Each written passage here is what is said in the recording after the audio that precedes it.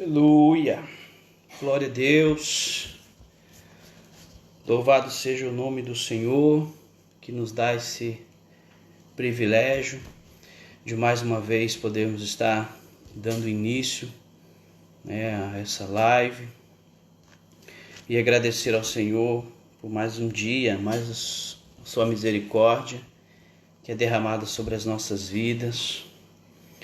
Eu gostaria de agradecer ao Senhor por esse privilégio de mais uma vez podermos estarmos glorificando o nome do Senhor através desses estudos maravilhosos e de tudo que Deus tem feito nas nossas vidas. Desde já, a paz do Senhor Jesus a todos que já estão entrando aí, os irmãos, seja bem-vindo mais uma vez. Já tem os irmãos ali, irmão Dinei, irmã Vera, de Beistock, Milane Siqueira, esposa do meu querido amado Valdemar, irmão Darcy, que Deus abençoe, Finéias, Hilder, pastor Pierre, glória a Deus, Ilquias, que Deus abençoe vocês grandemente, os irmãos que estão chegando aí, sinta-se à vontade. E desde então também peço permissão para estar entrando na sua casa, fazendo aí a participação nas suas vidas, nas vossas vidas, porque é um privilégio que o Senhor também nos concede, embora podemos alcançar inúmeras vidas e inúmeras famílias, através dessa live. Há muitos nomes que passou ali, mas que Deus abençoe, seja bem-vindo, a paz do Senhor Jesus. E hoje vamos estar falando do tratado teológico, um tratado teológico que assim é conhecido, a carta de Paulo aos Romanos. Ontem começou com o nosso querido evangelista irmão Clodoaldo, foi uma benção, princípio. Então nós entendemos que é um livro podemos dizer que é um livro, é um tratado teológico de Paulo, então é meio complicado, a gente sabe que há pouco tempo para poder estar explanando, e entendemos que se não tiver a leitura em casa durante o dia, não vai conseguir entender muita coisa do livro. Então eu gostaria muito que nesse período em que nós estivermos fazendo a oração, você corre aí, pega a sua Bíblia, se a sua Bíblia não estiver aí, mas eu sei que você é cristão e sua Bíblia vai estar aí do lado. Então vamos fazer bastante leitura bíblica para que o bom entendimento venha sobre a nossa vida, que nós possamos entender o verdadeiro trabalhar e entender a maneira que Paulo também apresenta o termo da justificação. O termo da justificação começou ali no capítulo 3, nosso irmão Clodoaldo começou a falar nele ali ontem, e vai terminar agora no capítulo 5. Então esses 3 capítulos aí, Paulo dá uma ênfase muito grande, então é de suma importância que nós fazemos algumas leituras bíblicas, assim acentuar um pouquinho mais, para que nós possamos entender e tomar posse. Precisamos tomar posse de tudo isso. Amém? Que seja bem-vindo todos que estão chegando aí. Vamos fazer uma oração. Soberano Deus e Pai, em nome de Jesus Cristo, Senhor, o Teu Filho, graças te damos, ó Deus, por mais um dia que o Senhor nos concede graça. A Tua misericórdia nos alcançou, tem nos alcançado. Queremos agradecer a Deus por todos esses dias que o Senhor tem falado ao nosso coração, às nossas vidas, tem enchido-nos, ó Deus, do Teu Espírito, nos dando compreensão da Tua palavra. Neste momento pedimos que mais uma vez o Senhor venha abrir o nosso entendimento, porque não somos nada, não temos nada para oferecer, mas entendemos que é o Teu Espírito Santo que nos guia, que nos dirige, que nos dá o avivamento do Espírito da alma. E te pedimos, ó Pai, que o Senhor venha trabalhar em nosso interior e que não sejamos apenas ouvintes, mas sejamos praticantes de tudo aquilo que o Senhor tem a nos ensinar. Abençoe a vida desses que já estão entrando, dos que vão entrar e todos aqueles que, Senhor, possivelmente possam estar assistindo esse vídeo, essa live, Pai, em nome de Jesus. Amém. Glória a Deus. A paz do Senhor, amados irmãos, mais uma vez, já falei paz várias vezes, mas que os irmãos estão entrando, sinta-se à vontade. E vamos falar um pouco sobre já foi dado início ontem, na epístola de Paulo aos Romanos, o tratado teológico. Então, como nós sabemos, ele é um pouquinho complicado de entender, mas você vai estar com a sua Bíblia aí e nós vamos aprender junto, porque nós aprendemos juntos todos os dias, Então, o crescimento, ele não é individual. No caso nosso aqui é coletivo, porque as lives têm sido de suma importância para a nossa vida, para os nossos dias. Então estamos crescendo, uns com os outros todos os dias, e vamos continuar crescendo até o dia vindouro do Senhor, que está próximo, né? E vamos lá. Então a carta de Paulo aos Romanos, Paulo escreveu ela ela antecedeu a chegada de Paulo até Roma. Paulo, quando escreve a carta, ele não tinha chegado a Roma ainda. Então ele escreveu para os cristãos que já havia lá em Roma e para alguns romanos também. Então o capítulo 5 começa assim. O tema aqui é a justificação pela fé e paz com Deus. Então no capítulo 5, verso 1, acompanhe na sua Bíblia aí. Sendo, pois, justificados pela fé, temos paz com Deus, por nosso Senhor Jesus Cristo, pelo qual também temos entrada pela fé, e esta graça na qual estamos firmes, e nos gloriamos na esperança da glória de Deus. Só que, nesse princípio aqui, nós já temos 3 frutos da justificação, ou seja, justificados pelo Senhor Jesus, que se entregou na cruz por amor a nós. Então não existe outro meio de justificação se não for em Cristo. E no primeiro capítulo, no primeiro versículo aqui já diz assim: temos paz com Deus. Esse é o primeiro fruto da justificação. A paz de Deus, a preposição aqui faz a diferença. A paz de Deus e a paz com Deus são 2 coisas completamente diferentes. Então a paz de Deus é quando você está sentindo aquela presença maravilhosa do Senhor. Então às vezes no nosso cotidiano, às vezes nós ficamos aí num período turbulento de aflição e nós precisamos da paz de Deus para poder dar aquele refrigério e sentirmos em paz para darmos continuidade nos nossos afazeres durante o dia. Paz com Deus é reconciliados com Deus, porque o próprio livro de Romanos fala: todos pecaram e destituídos estão da glória de Deus. Então nós entendemos que paz com Deus é reconciliados pelo amor de Jesus Cristo, justificados, que agora nos dá o livre acesso diante do Senhor, ou seja, os nossos pecados foram perdoados, Jesus levou sobre si, se justificou como propiciação, né? Ele se entregou, colocou o seu sangue por amor a nós, pecadores que não temos nada para oferecer, então somos justificados e isso nos dá a paz com Deus, que então temos o livre acesso diante do Senhor. Nós vimos o livro de Mateus, que quando Jesus foi entregue, quando ele se entregou, né, na cruz do Calvário, a palavra fala que o véu do templo se rasgou de alto a baixo. Esse véu representava uma separação entre as 2 partes do santuário. Então, quando esse véu é rasgado, ele nos dá o livre acesso. Então, fica um livre acesso, não precisava mais de um intermediador. Agora nós temos o Jesus, o nosso Senhor, que é o nosso intermediador, que nos dá o livre acesso diante de Cristo. Então, esse é o primeiro fruto, paz com Deus. Na continuação do verso diz assim: por nosso Senhor Jesus Cristo, pela qual também temos entrada pela fé, e esta é a graça, nos trouxe a graça. Então a nossa fé em Deus, a nossa graça que Deus nos deu sobre as nossas vidas, ela é um instrumento que faz nós tomarmos posse da justificação. Ou seja, nós cremos que o Senhor Jesus morreu na cruz do Calvário por amor a nós, nós somos justificados diante de Deus e agora pela fé nós tomamos posse. Então a fé nos faz tomar posse dessa justificação. Continuando o verso diz assim: na qual estaremos firmes e nos gloriamos na esperança da glória de Deus, ou seja, na glória presente, na esperança de irmos para o céu.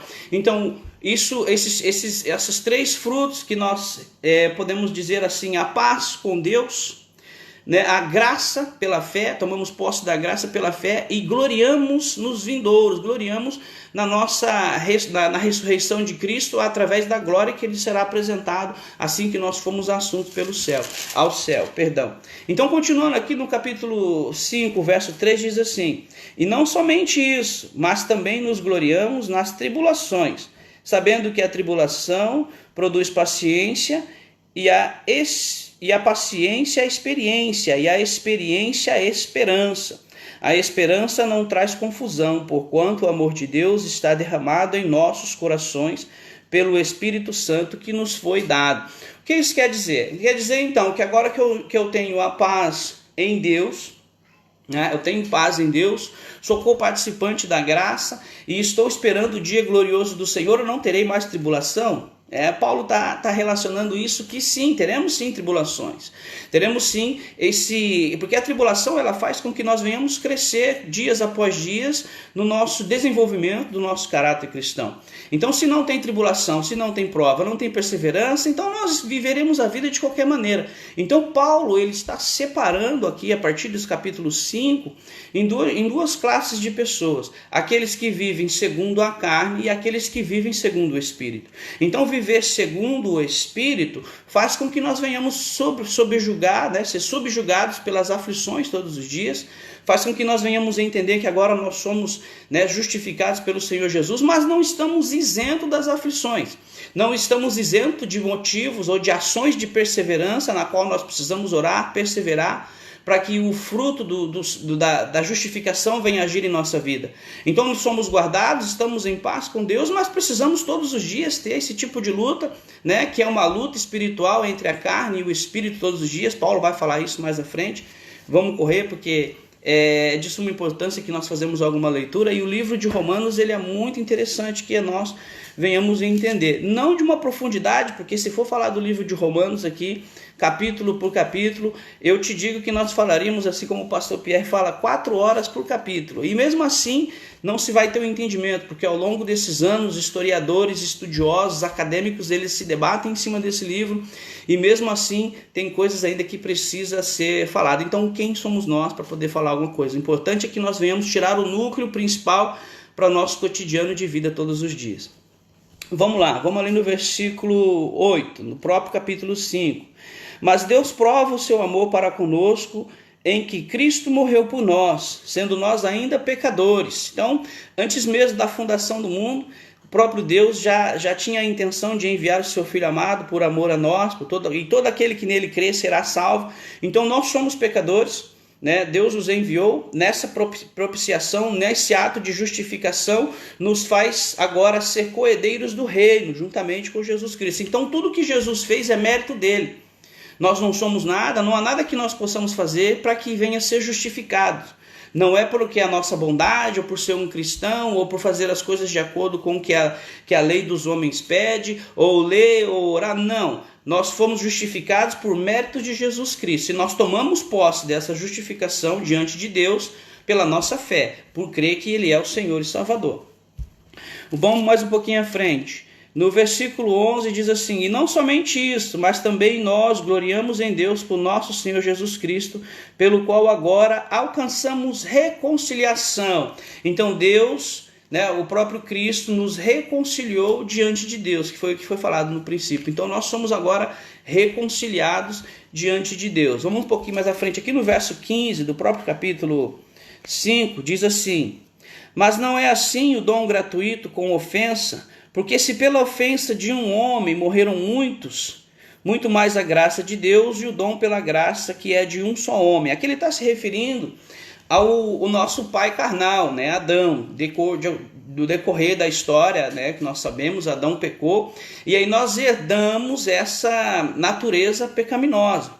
Então, há-se alguns debates em relação que seria injusto da parte de Deus nós sermos julgados pelos pecados, pela natureza carnal de Adão. Mas nós precisamos entender o seguinte: se nós herdamos a natureza carnal do nosso pai Adão, então nós não deveríamos pecar, mas nós pecamos a todo momento. Então nós seremos julgados pelos nossos atos, pelas nossas atitudes, não por conta de receber uma natureza pecaminosa de Adão. É apenas uma natureza pecaminosa na qual a tendência da carne ela fala todos os dias mais alto, e nós precisamos lutar. É isso que Paulo está retratando aqui. Nós estamos em constante luta todos os dias contra a carne. Então é uma luta entre carne e espírito a toda hora, e aquela que a gente alimentar é a que vai crescer. Então, quando ele está relatando aqui, nós não somos julgados pela pecaminosidade de Adão. Nós somos julgados pelos nossos atos e atitudes, que são corretos ou não diante de Deus. Embora nós temos, sim, a herança de uma natureza pecaminosa. Um pouquinho mais à frente, no versículo 19 do mesmo capítulo, diz assim: porque como pela desobediência de um só homem muitos foram feitos pecadores, assim pela obediência de um só muitos serão feitos justos. Então, aqui está o próprio Adão celestial, que é uma simbologia de Cristo, que diz assim, no versículo 20: veio, porém, a lei para que a ofensa abundasse, mas onde o pecado abundou, superabundou a graça. Verso 21: para que assim como o pecado reinou na morte, também a graça reinasse pela justiça, para a vida eterna, por Cristo Senhor, por Jesus Cristo, o nosso Senhor. Então agora estamos vivendo aí o período da graça, né? O período da graça em Cristo Jesus. O período do pecado, Jesus nos justificou, estamos vivendo o período da graça. Então nós não podemos, nós temos que entender que o período da graça não nos dá o direito de sair pecando por aí, de qualquer maneira. Estou vivendo o período da graça, então, né, glória a Deus, aleluia, eu posso viver minha vida da maneira que eu quiser, que Jesus é misericordioso, vai perdoar os meus pecados. Não, isso não nos dá liberdade de viver uma vida em pecado. Por isso que o livro de Romanos, ele trata muito a fundo sobre isso, e muitas pessoas não entendem.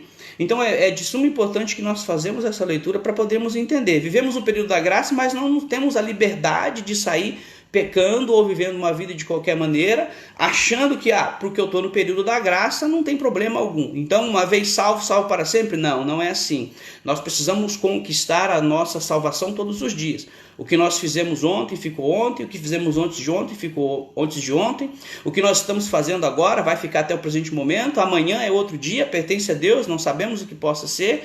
Então todos os dias nós precisamos estar fazendo essa reciclagem de mente, de coração e de sentimentos em relação ao nosso Senhor Jesus Cristo. E eu tenho que fazer no final da noite, todos nós fazemos essa reciclagem na nossa mente. O que eu fiz hoje agradou a Deus? O que eu intenciono fazer amanhã vai agradar a Deus? Tenho dado testemunho de que verdadeiramente eu tenho aprendido com as lives, né, que tem se transmitido. Então é bem interessante, ao mesmo tempo é uma responsabilidade muito grande que nós temos todos os dias. No capítulo 6, vamos passar que já estamos estourando o tempo aí.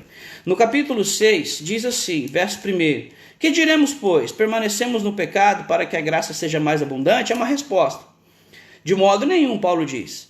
Nós que estamos mortos para o pecado, como viveremos ainda nele? Se uma vez nós fomos batizados, Jesus nos ressuscitou, nos deu uma vida nova, porque o batismo representa morte, e quando nós somos imergidos naquela água e saímos ali, representa uma vida nova, uma vida em Cristo. Então nós não podemos mais viver uma vida de pecado, se uma vez que nós estamos em Cristo Jesus, nova criatura nós seremos, ou seja, precisamos ter a atitude de um novo nascimento. É aqui Paulo está respondendo. E diz assim: ora, não sabeis que todos quantos foram batizados em Jesus Cristo foram batizados na sua morte? De sorte que fomos sepultados com ele pelo batismo na morte, para que com Cristo ressuscitou dos mortos, pela glória do Pai, assim andemos nós também em novidade de vida. Então, novidade de vida é uma maneira completamente diferente da que nós tínhamos antes de conhecer Jesus Cristo. Porque agora nós somos justificados, os nossos pecados são apresentados, né, foram lançados diante de Deus, que a palavra fala que Jesus ele tirou todos os nossos pecados, toda a nossa culpa, somos justificados e agora temos que ter uma vida, viver uma vida em novidade de vida, ou seja, um novo pensamento de vida, uma nova maneira de viver, ações e atitudes que nós tínhamos, ou seja, da nossa velha natureza adâmica, já não podemos ter mais agora, de acordo com o que a palavra está nos dizendo, né? Então uma nova vida, uma nova novidade de vida são viver de acordo com o que o Espírito Santo de Deus nos guia todos os dias. Vamos correr um pouquinho aqui. No verso 22 do capítulo 6 diz assim: mas agora, libertados do pecado e feitos servos de Deus, tende o vosso fruto para a santificação e, por fim, a vida eterna. É o Espírito Santo que nos santifica. O mesmo Espírito Santo que no princípio do livro de Atos dos Apóstolos foi derramado sobre a vida de todos. Então o Espírito Santo, a função do Espírito Santo é nos santificar todos os dias. Embora nós entendemos que quando nós pecamos, nós sentimos aquele peso, né? Eu fiz algo de errado. Então é o Espírito Santo que está nos convencendo todos os dias dos erros, das falhas. Então, quando você peca, quando nós pecamos, vou incluir todo mundo, quando nós pecamos, vamos generalizar, perdão. Quando nós pecamos, então nós sentimos que o Espírito Santo nos constrange por conta de uma palavra errada ou alguma coisa que a gente acabou falando que não deveria. Então nós sentimos esse constrangimento, nos consertamos e voltamos né, aos pés de Cristo, na reconciliação, e continuamos a nossa vida. Quando nós vivemos uma vida cotidiana de pecado, aí o Espírito Santo afasta.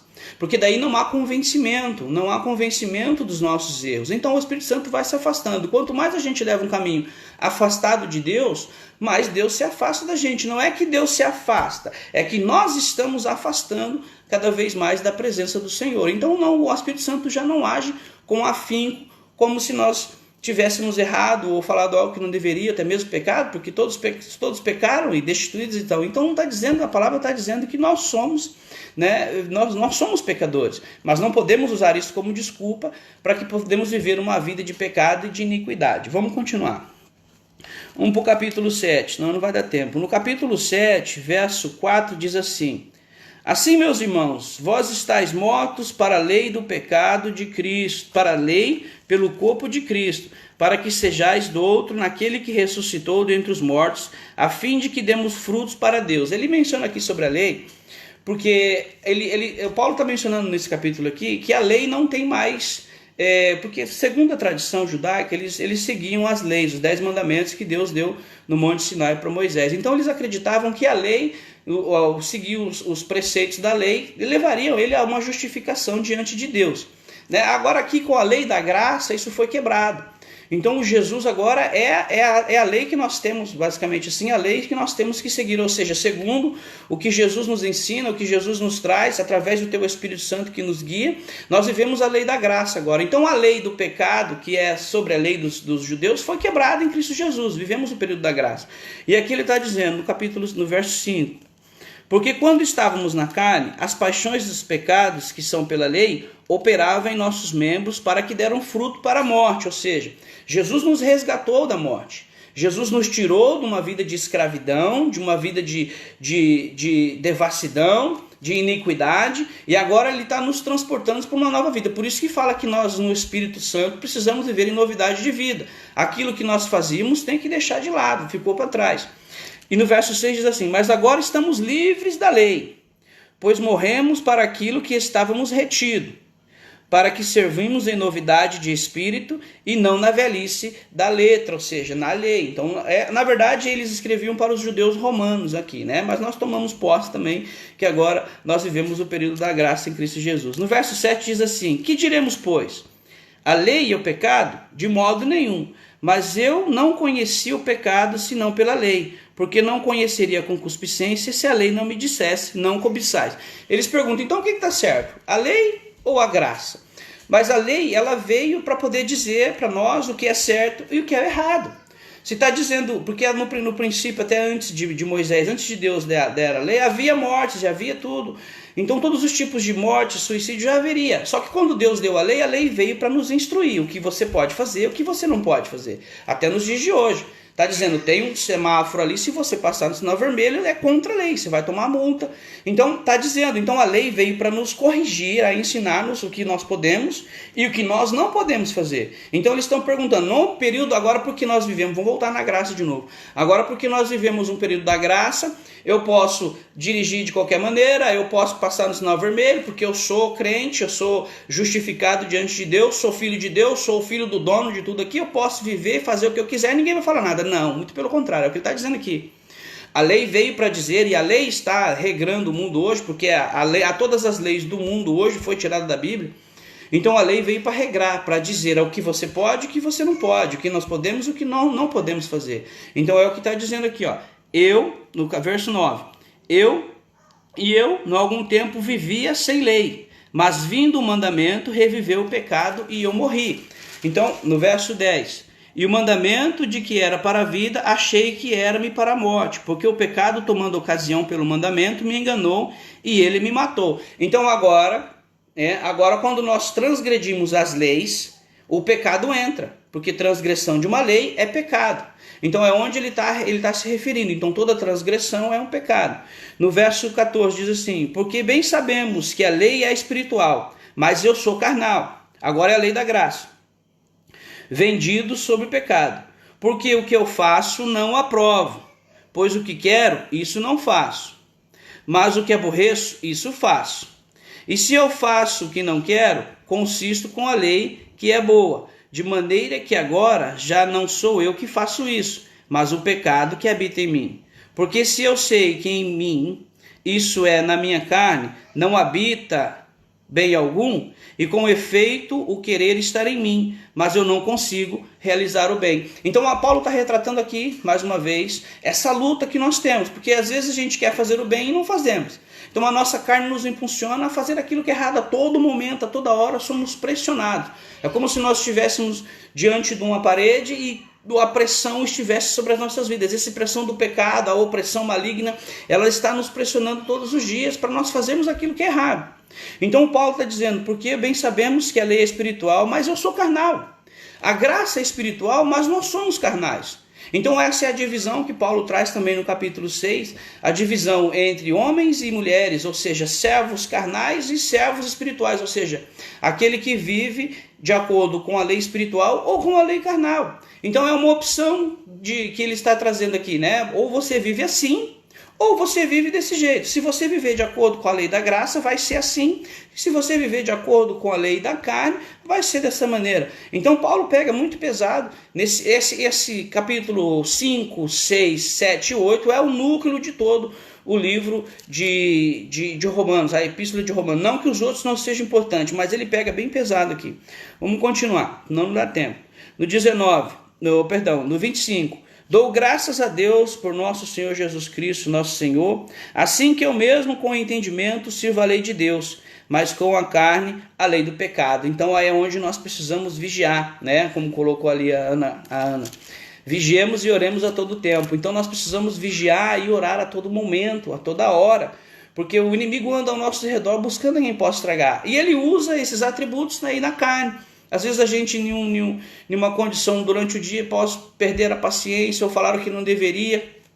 E aí o inimigo usa isso, né? Usa isso para nos acusar, porque o diabo ele é acusador, ele vai ficar acusando o tempo todo. E a nossa mente, ela trabalha lutando ou ela trabalha aceitando. Não existe meio termo, vou pegar isso, não. Ou você repele com a sua mente, com o seu coração, tudo aquele lixo que o inimigo tenta jogar contra você, ou às vezes vai aceitando, e vai pegando, e vai te ferindo, e vai te machucando, e vai tirando você da graça, e vai entrando, tomando conta do seu coração, quando você vê, está depressivo, sem presença de Deus, e vivendo uma vida fadada ao fracasso. É onde muitos vão caindo, e acaba desviando.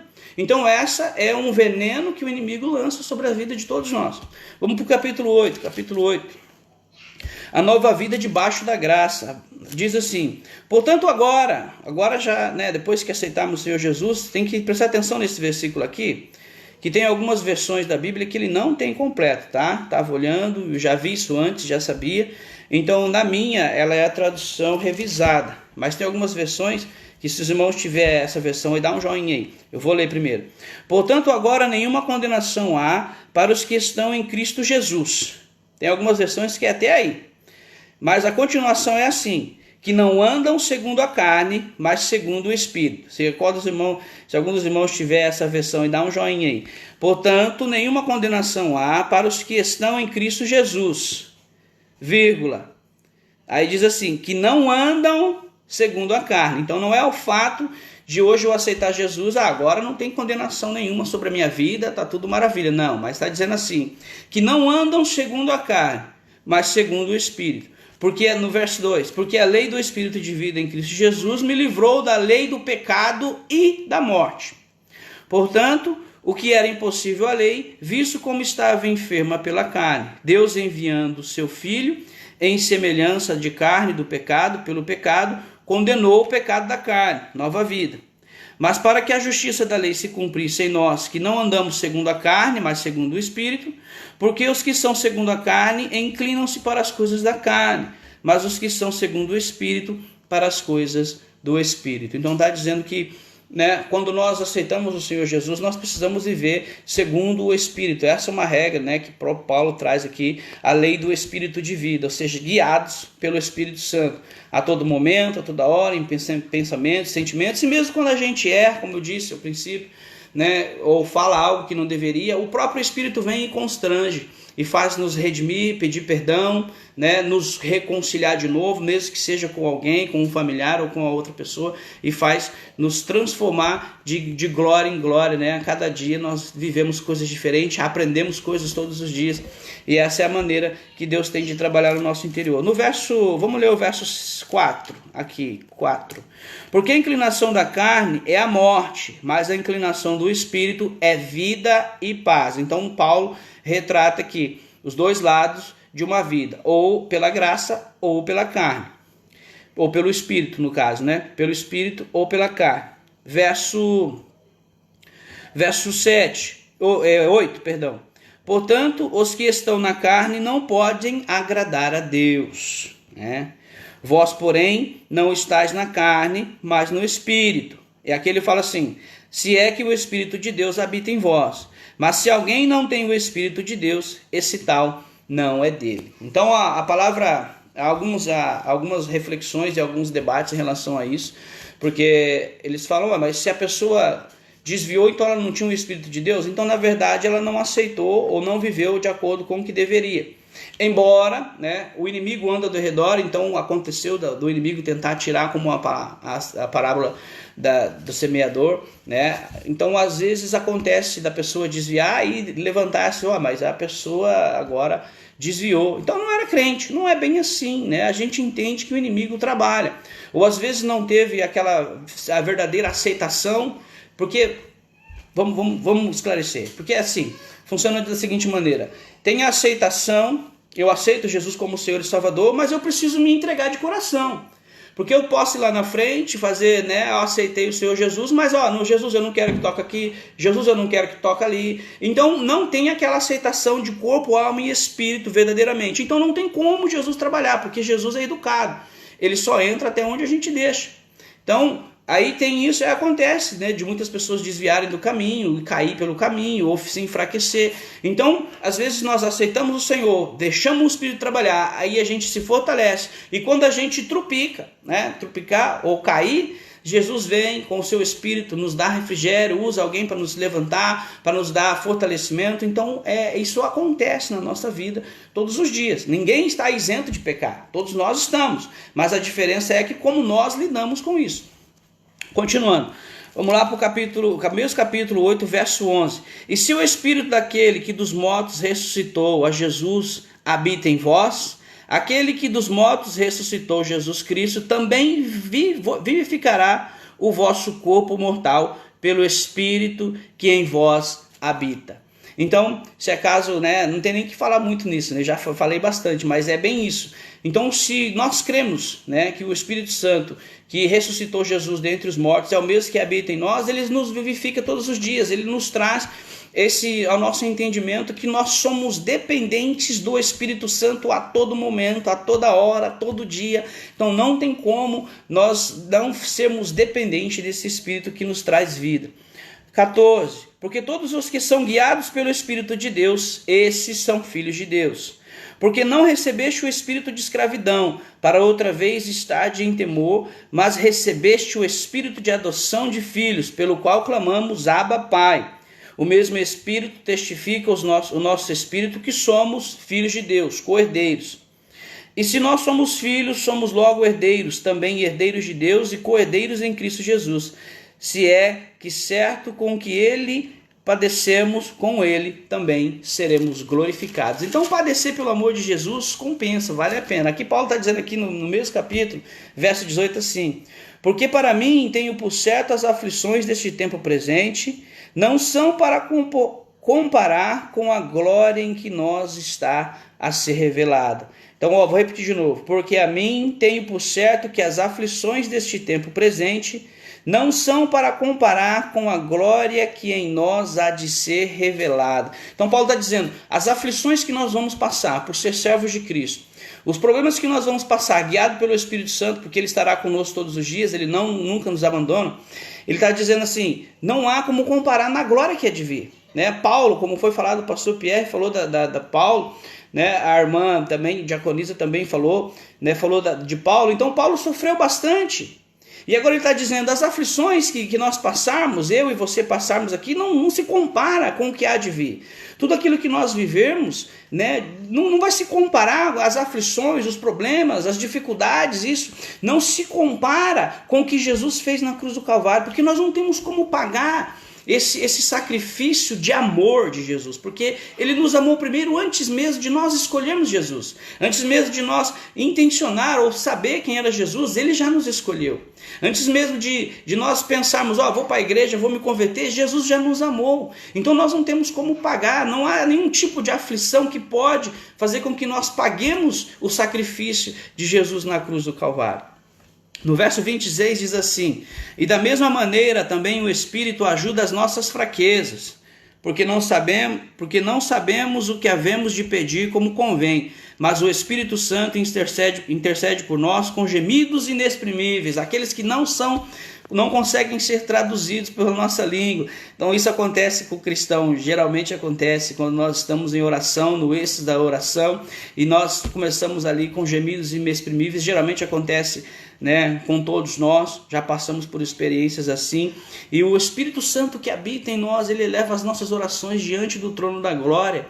E quando nós não entendemos o trabalhar do Senhor, quando nós estamos em momentos desesperadores, que nós oramos e clamamos ao Senhor, o próprio Espírito se encarrega disso. Isso é maravilhoso porque nós entendemos que há um ser sobrenatural, um Espírito Santo transformador que nos leva, que nos transforma, e que ele intercede diante de Deus, que ele faz com que a nossa vida venha a ser transformada todos os dias. E ele sabe, ele conhece o nosso choro, a nossa lágrima. Isso é divino, é maravilhoso. Só Deus tem o poder para fazer isso. E aquele que examina os corações sabe qual é a intenção do Espírito, Deus. E é ele que, segundo Deus, intercede pelos santos. E sabemos que todas as coisas contribuem juntamente para o bem daqueles que amam a Deus e que são chamados segundo o seu decreto. Porque os que dantes conheceu, também os predestinou para serem conformes à imagem de seu Filho, a fim de que ele seja primogênito entre muitos irmãos. E os que predestinou, também chamou, e os que chamou, esses também justificou, e os que justificou, esse também glorificou. Então, quando a palavra fala, todas as coisas cooperam para o bem daqueles que amam a Deus, ele está dizendo que todas as nossas dificuldades, tudo aquilo que nós vivemos no presente tempo ou no vindouro, cooperam para o bem. Então, a nossa caminhada cristã, ela é um processo de reciclagem, ela é um processo de aprendizagem, é um processo de repreensão todos os dias, porque quando nós lemos a palavra de Deus, eu até comentei com o irmão abençoado, a gente faz uma enquete já faz algum tempo, e até comentei com ele que esse processo é uma repreensão todos os dias na nossa vida, porque nós não somos perfeitos, nós precisamos ser a imagem do Senhor Jesus Cristo, e isso é uma luta constante que nós temos todos os dias. E Paulo diz, sejam meus imitadores como eu sou de Cristo. Então nós precisamos estar lutando todos os dias, né, com nós mesmos. A nossa maior luta é contra a nossa carne, contra a nossa mente. Às vezes a gente pensa, eu tenho uma cruz para carregar. A nossa própria cruz somos nós. Porque o nosso sentimento, o nosso coração, ele é enganoso, a palavra fala. E a palavra também diz que nós precisamos renovar o nosso entendimento todos os dias para que nós possamos, o próprio Romanos fala isso, para que nós possamos entender qual é a boa, perfeita e agradável vontade do Senhor. Então é uma luta cotidiana que nós precisamos desvencilhar todos os dias. Aí depois tem família, aí depois tem trabalho, aí depois tem as outras obrigações, mas a maior luta que nós vivemos todos os dias é interior, é mental, é sentimento, é coração. Então perdão, liberar perdão, né? E temos falado sobre perdão grandemente com esse meu irmão aí abençoado, e a gente tem aprendido grandemente. Então o perdão faz parte também da justificação, porque o próprio Cristo nos justificou dando nós o perdão, e se nós não liberarmos perdão, então há 3 maneiras, até que comentei com ele hoje, 3 maneiras de perdoar. A gente precisa perdoar pelas nossas, precisamos pedir perdão a Deus, precisamos pedir perdão a quem nos ofendeu e nos perdoar, para que aquela glória do Espírito Santo venha trazer sobre as nossas vidas e nos transformar todos os dias. Isso é maravilhoso. Continuemos. No verso 34. Quem nos condenará? Pois quem morreu, ou antes quem ressuscitou dentre os mortos, o qual está à direita de Deus e também intercede por nós? Quem nos separará do amor de Cristo? A tribulação ou a angústia? A perseguição ou a fome? A nudez, o perigo ou a espada? Como está escrito, por amor de ti somos entregues à morte todos os dias. Fomos reputados como ovelhas para o matadouro.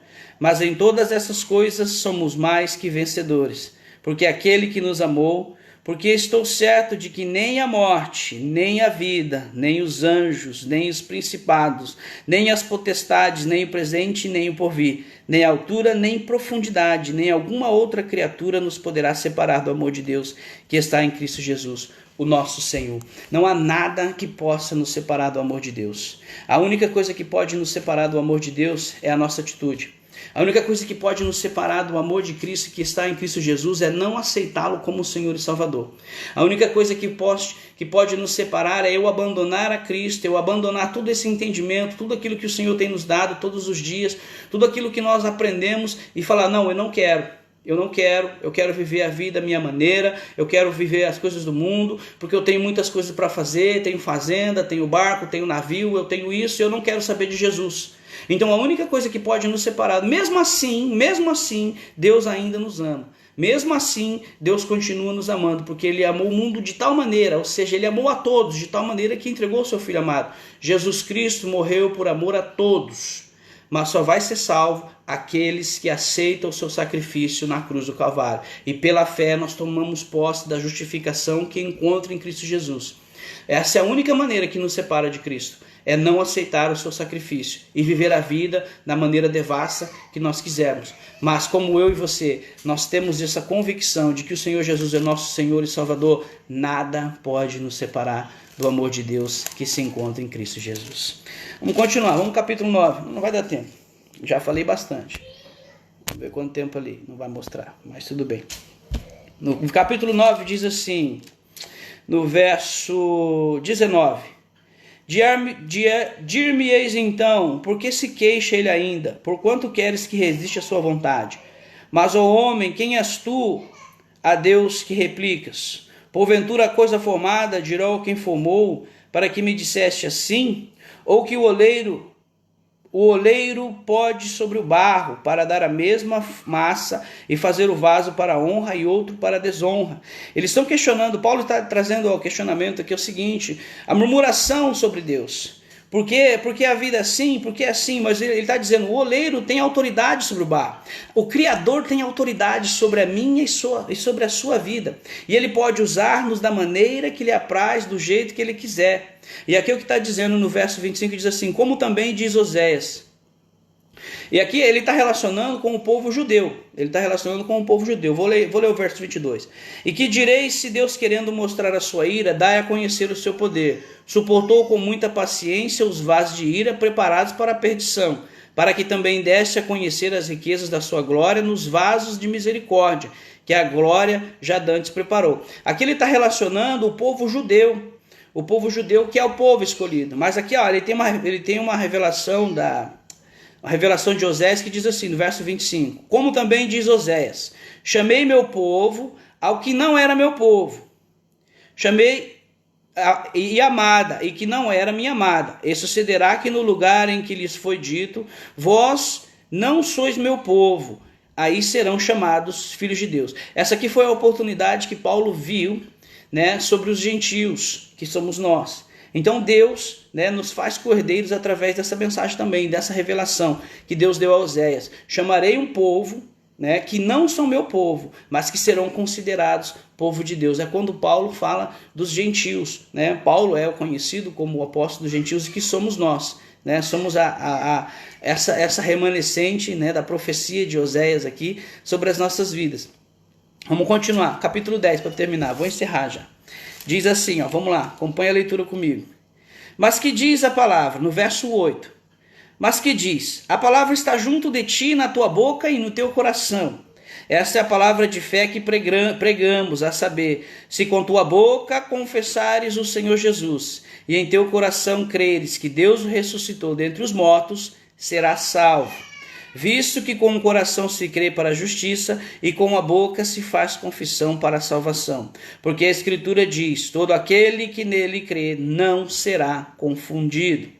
Porquanto não há diferença entre judeu e grego, porque um mesmo é o Senhor de todos, rico para com todos que o invocam. Então ele está dizendo, não existe distinção dos adoradores, qualquer um pode ser adoradores. E as heranças do reino é para todos aqueles que aceitam a Cristo. Porque todo aquele que invocar o nome do Senhor será salvo. Como, pois, invocarão aquele que não creram? E como crerão naquele em que não os enviarem? E como ouvirão se não há quem pregue? E como pregarão se não forem enviados? Como está escrito, quão formosos os pés do que anunciam a paz, dos que anunciam coisas boas. Esses versículos falam comigo e com você profundamente. Nós somos justificados, somos redimidos, somos orientados, temos o poder do Espírito Santo, a autoridade, temos a excelência de Jesus Cristo sobre as nossas vidas através do Espírito Santo, e nós temos o direito, o dever como gratidão, e ainda assim é pouco, de anunciar o Evangelho, anunciar as boas novas através do Espírito Santo que desceu sobre as nossas vidas. Os verdadeiros adoradores que adoram em espírito e verdade, né? Como a Ana Cláudia colocou de novo ali. Os verdadeiros adoradores, que você, que adoram o Senhor, temos por obrigação anunciar os evangelhos, anunciar as dádivas do reino, porque o Espírito Santo foi nos dado com poder e autoridade. Embora foi falado que Deus usa cada um da maneira que Ele quer. O Criador, o oleiro tem direito ao barro de fazer barro para desonra e barro para honra. Então é o vaso, o barro pertence a Ele usa da maneira que Ele quiser. Embora tem pregadores, tem cantores, pessoas que louvam, que dão revelação, enfim... Isso não está isento somente para algumas pessoas. Jesus morreu por amor a todos. Todo aquele que nele crê será salvo. Então nos dá a oportunidade de chegarmos diante de Deus, nos dá a oportunidade de falar do amor de Deus, nos dá a oportunidade em forma de gratidão, de glorificar o nome do Senhor. Nos dá a oportunidade, o privilégio de falar de um Jesus que nos renovou, um Jesus que nos salvou, que nos tirou, né, da vida mundana que nós levávamos. E hoje, há anos atrás, quando Jesus foi morto, hoje está representando aí o sábado, né? E amanhã seria o domingo de Páscoa, segundo o calendário grego, né? Seria o domingo de Páscoa, a ressurreição, o dia da vitória.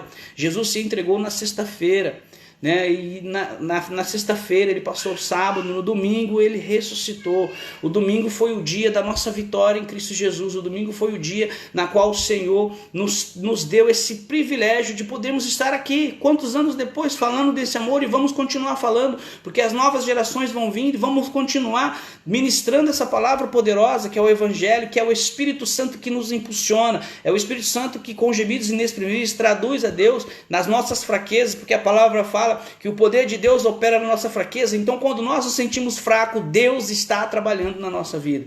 Quando nós nos sentimos debilitados, o Espírito Santo nos renova, nos dá força. E quando nós estudamos a palavra de Deus, através dessas lives, através de tudo que nós vimos, nós sentimos o poder vivo, vivificador do Espírito Santo dentro de nós. Nós sentimos a presença de Cristo, e que não dá vontade nem de parar, de continuar, de falar, de anunciar, embora somos falhos, somos errôneos. Às vezes nós queremos viver uma vida de acordo com o que a palavra nos diz, mas o inimigo vem e acaba tirando na nós da graça, mas nós não perdemos a paz que encontra em Deus. Nós temos a paz com Deus. Então quando nós estamos diante de Deus e conseguimos entender que o Senhor Jesus é sobre mim e sobre você, nos dá força para continuar, mesmo em momentos tribulosos, porque não há nada que se compare com a glória vindoura. Não há aflição, não há problema, não há nada que nos separe, nem altura, nem nada que pode nos separar do amor de Cristo. Nada nesse mundo pode nos separar, a não ser a nossa fragilidade,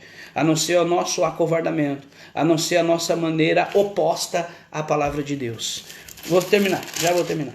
Não vou passar igual da outra vez, não, senão os irmãos vão querer me ouvir mais.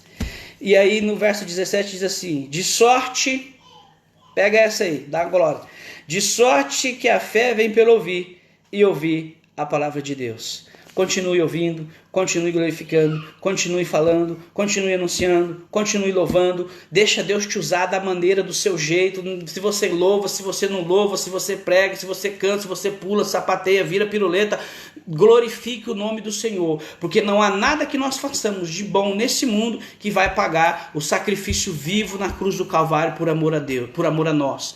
Deus entregou o seu Filho por amor a mim e para você, e o que nós temos que fazer em forma de gratidão é adorar adorá-lo, é glorificá-lo, é anunciá-lo, é dar testemunha, é falar do amor dele. Deixa o Espírito Santo agir em nossa vida, porque nós somos um povo pecador, mas não vivemos em pecado. Nós lutamos todos os dias contra a nossa mente, contra as nossas atitudes, contra os nossos gestos, e o maior amor que Deus representou naquela cruz foi salvar eu e você, e pela fé que nós temos em Cristo Jesus, nós tomamos posse dessa vitória.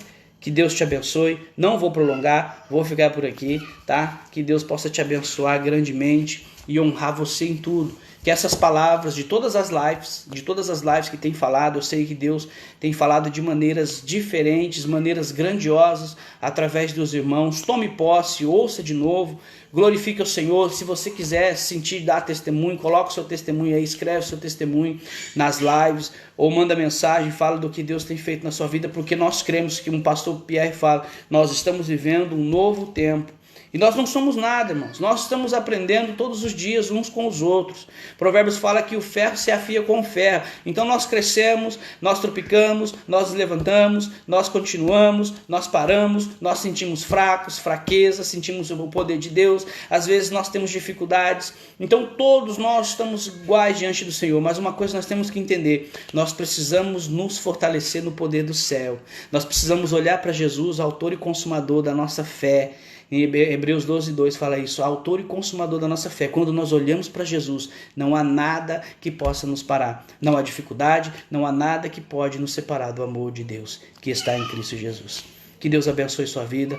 Vamos fazer essa oração. Espero que você tenha aprendido alguma coisa. Hoje foi mais leitura, mas era de suma importância para que você e eu possamos entender que Romanos é complicado, sim. Vai continuar complicado, porque os irmãos, o pastor vai estar ministrando amanhã.